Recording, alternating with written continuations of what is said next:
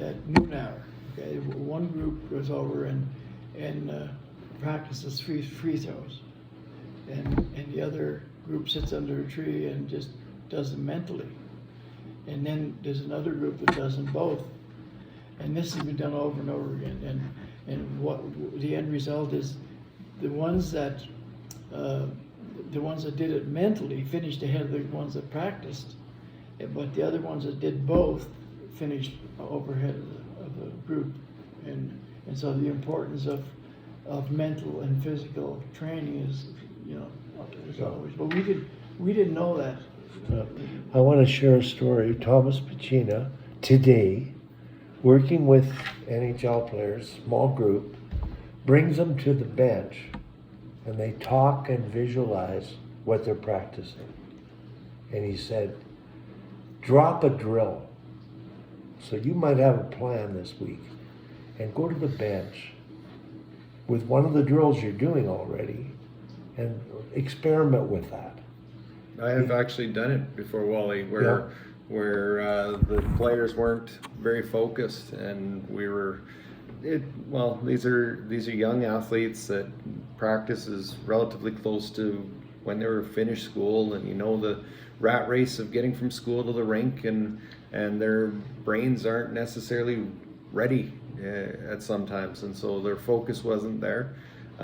So instead of stopping the drill and ranting and raving about being focused, stopped the drill, put them on the bench, said, okay, we've done this drill many times before.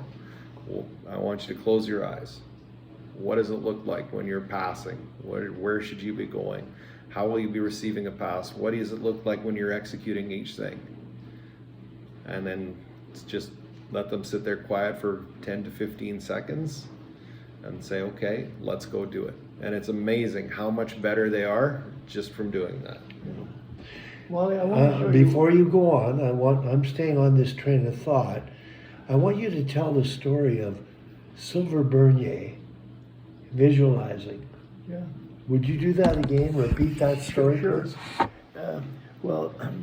Having sat on a committee with Sylvie Bernier way back in the probably early 80s or sometime, she had a habit of sitting at the base of the high board, and she did 100 perfect dives in her mind before she went up and did one physically. And I guess there's so much value in seeing what you could do and seeing it successful. I want to talk about that, Sylvie Bernier, and we're going to get back to Tewksbury. Sylvie Bernier, when she practiced, and I have a video of her saying this, she was practicing at 6 in the morning, and there's a cleaning lady on the poolside, and she's up top, and the cleaning lady shouts, Sylvie, Sylvie, can you see the gold medal? And of course, she won the gold medal. And Jordan, you got a Tewksbury story. Well, we were fortunate enough to have Mark Tewksbury come and speak to staff a few years ago, and he was talking about his gold medal race, and he said that in mental prep you sit in a quiet room and prior to the race, and he said I was like I'd done many times before, and he said I was going through the opponents and who was going to be on which side of me and what their abilities were, and he goes, then I got to myself, and he said, started thinking, and he goes, it was the first time that I really came to the realization of going, well, why can't I win this gold medal? And then he said, I started thinking, I will win it, and he went out and won it in that race.